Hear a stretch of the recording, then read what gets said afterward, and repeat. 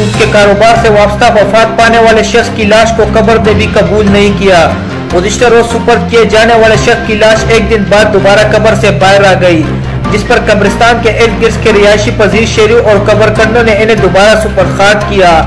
خیبر پختونخوا کی حکومت کی جانب سے سود کے کاروبار سے وابستہ افراد کے خلاف کارروائی کی ہدایت کی جا چکی ہے، تاہم یہ کارروائی صرف کاغذی حد تک محدود ہے۔